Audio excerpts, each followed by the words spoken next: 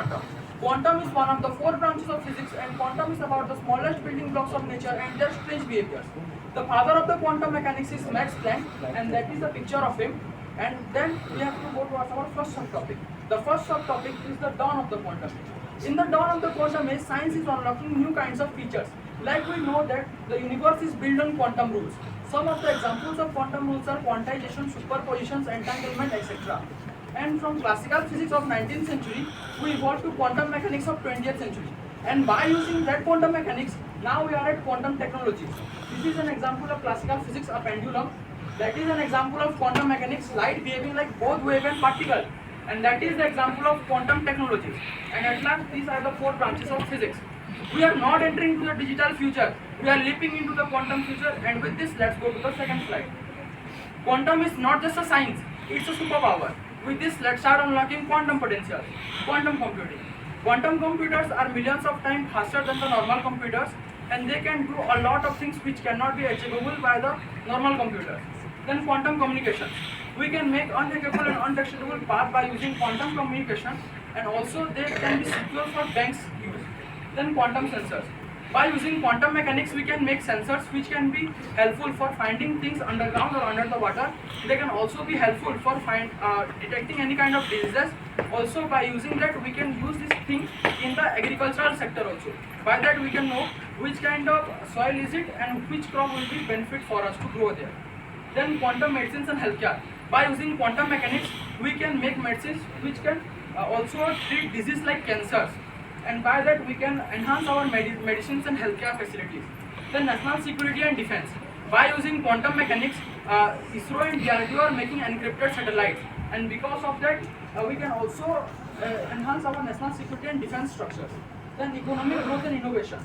If we use quantum computing, quantum communication, quantum sensors, quantum medicines and healthcare in economic sector, then we will grow our economic sector and innovation of our country. Then space exploration and navigation. NASA and DRDO are making encrypted satellites and defense applications by which if they make the spaceships, then that spaceships do not need any kind of GPS system. And because of that, ISRO can launch its deep space explorations. Then let's go to the third slide. We saw everything universal. Now we are going to saw how India is going through this revolutionary age. National Quantum Mission. India is investing in NQM about 6,000 plus crore of money for 8 years. Then ISRO and DRDO are making encrypted satellites and defense applications by which India can be more developed in a country sense. Then IITs and IICs are making global leaders and in quantum research where India can be shown in global level. Then India is acting as quantum innovation hub for the global south, where the smaller countries which cannot be grown and very left behind, India is helping them. And the 2025 is known as the National Quantum Year by America. Then the challenges ahead. High cost and infrastructure need. Quantum mechanics is very hard, and also the quantum computers need to be stored in 0 degrees Celsius. And because of that, it is very high cost and infrastructure need. Then extreme technical complexity. As these kind of things use qubits rather than bits, and because of that, we have an extreme technical complexity. Talent shortage. Lesser people are interested in this kind of thing, and because of that we have a talent shortage in global level. Slow commercializations, having a lot of problems like high cost and infrastructure need, extreme technical complexity and talent shortage. We have a slow commercialization in market because it will lead to a few years to launch this kind of thing in market and to give it to industry. Then ethical and geopolitical risks. Some countries are very well developed, and because of that they will get ahead of us in this sense. So because of that, we have an ethical and geopolitical risk, and sometimes it would lead to a new arms race. Then cyber security risk. Some different country might take this kind of thing in intellectual piracy, and because of that, we have a cyber security race.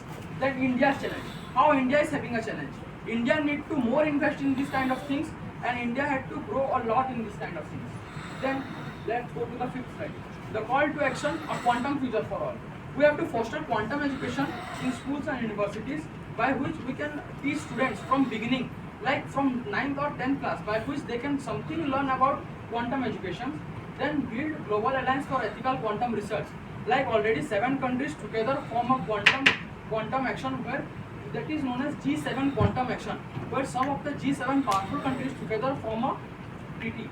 then we have to invest in startups and innovation of ecosystem. If we innovate our ecosystem, then we will have a greater step in sustainable development.